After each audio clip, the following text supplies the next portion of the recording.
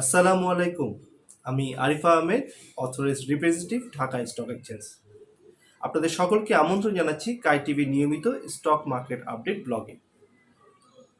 আজ 1 এপ্রিল 2024।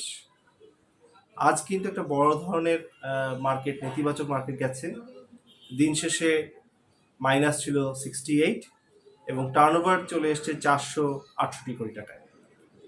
অর্থাৎ সব দিক বিবেচনায় আজকের মার্কেটটা খুব হতাশাজনক ছিল আমাদের সকলের কাছে।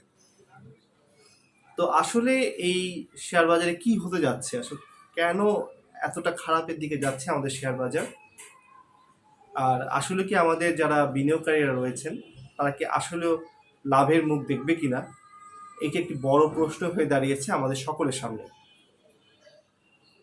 এর মধ্যে আমরা যে নিউজটি পেয়েছি যে ব্যাংকের ইন্টারেস্ট রেটটাও বাড়িয়ে দেওয়া হয়েছে, এটিও অবশ্যই একটা নেগেটিভ ইন্ডিকেটর হিসেবে কাজ করেছে আমাদের পুঁজিবাজারে। তো এই সকল বিষয় নিয়ে আসলে আজকে আলোচনা করব আজকের ব্লগে। তো আমার ভিডিও যারা দেখেন তারা জানেন, যদি বিস্তারিত ভিডিওটি দেখতে চান আর এই মুহূর্তে আপনি যদি ফেসবুক, ইনস্টাগ্রাম বা অন্য কোনো সোশ্যাল মিডিয়া থেকে থাকেন, তবে আপনাকে যেটি করতে হবে, এই ভিডিওটির উপরে একটি লিঙ্ক দেওয়া থাকবে, সেই লিঙ্কে ক্লিক করে খুব সহজে চলে যাবেন আমার ইউটিউব চ্যানেলে। ইনশাল্লাহ আপনাদের সবার সাথে আমার দেখা হচ্ছে আমার ইউটিউব চ্যানেল কাই টিভিতে। ধন্যবাদ।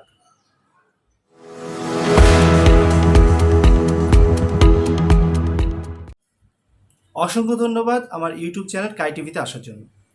তো ঠিক ইন্ট্রোর আগে যেমনটি বলছিলাম যে আসলে কি হচ্ছে শেয়ার বাজারে, আসলে কি আমাদের যারা বিনিয়োগকারী রয়েছে তারা কি আসলে লাভের মুখ দেখবে, ঠিক এমন প্রশ্নটাই কিন্তু সবার মুখে মুখে, সবার মনে, যে আসলে আমাদের বিনিয়োগকারীরা এখন কোন পথে যাবে।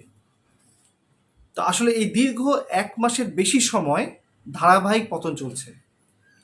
তো এই বিষয়ে আজকে কিন্তু আমরা পুরো ভিডিওটা নিয়ে আলোচনা করব। তবে যেটি সবসময় মনে করে দিই যে আমার এই চ্যানেলটিকে সাবস্ক্রাইব করে রাখবেন একেবারেই প্রথমে, নয়তো পরবর্তীতে আপনি ভুলেও যেতে পারেন।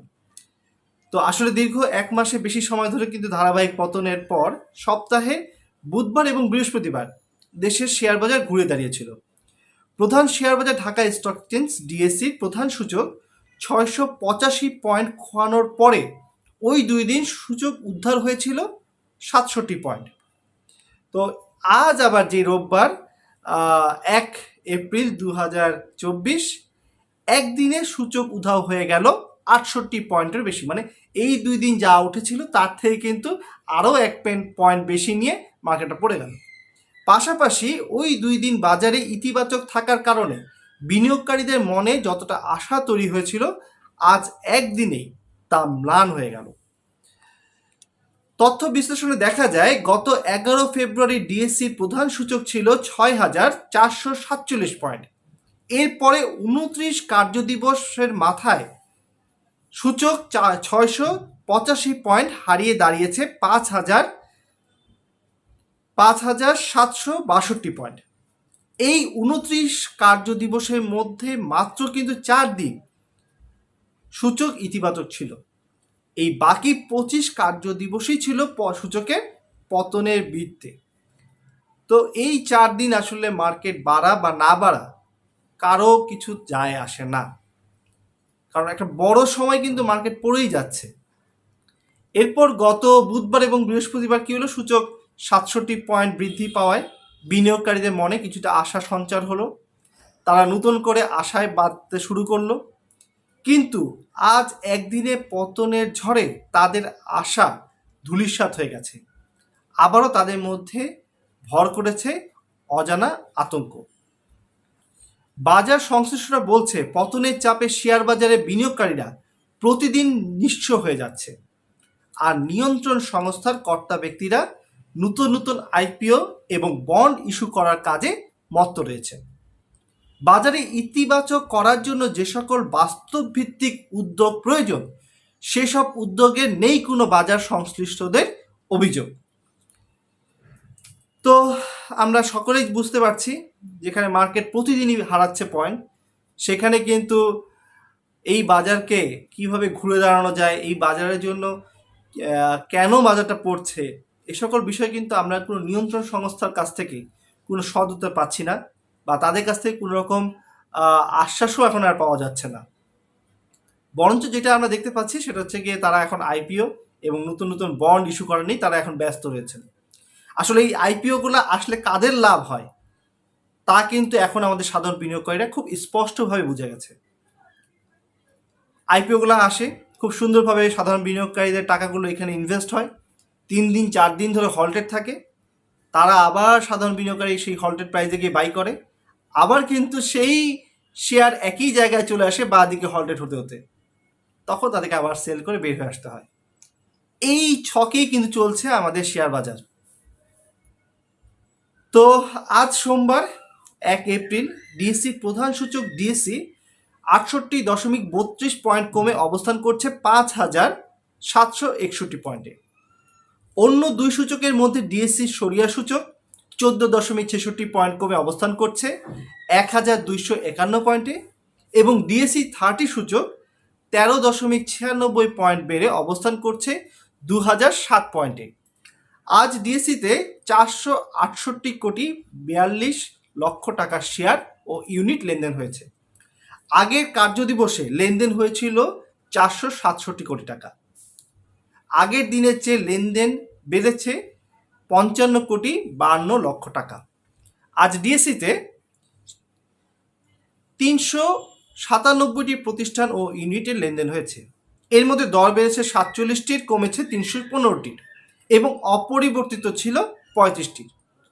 অপরদিকে অপর যে শেয়ার বাজার আমাদের রয়েছে Chittagong stock exchange, Chattogram stock exchange, সেটি কিন্তু আজ 8,16 টাকার শেয়ার ও ইউনিট লেনদেন হয়েছে।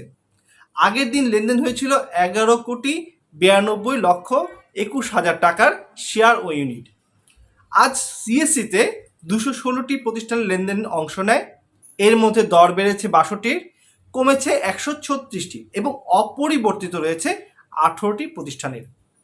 আগের দিন সিএসসিতে 211টি প্রতিষ্ঠানের শেয়ার ও ইউনিটের লেনদেন হয়েছে, যার মধ্যে দর বেড়েছিল 123টির, কমেছিল 66টির, এবং অপরিবর্তিত ছিল 22টি প্রতিষ্ঠানের।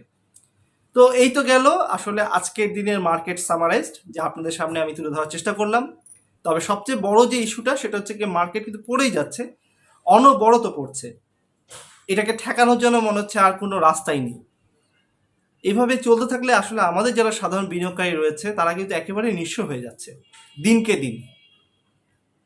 আমরা চাই যে আমাদের যারা এই স্টক মার্কেটে যারা অভিভাবক রয়েছে, বিশেষ করে সিকিউরিটি এক্সচেঞ্জ কমিশন, তারা একটা ইনিশিয়েটিভ নিবে মার্কেটটাকে ঘুরে দাঁড়ানোর জন্য। আসলে তাদের কিন্তু একটা আশ্বাসও আমাদের জন্য অনেক বড় একটা অনুপ্রেরণা হয়ে দাঁড়ায়, আমাদের একটা আশার স্থল তৈরি করে।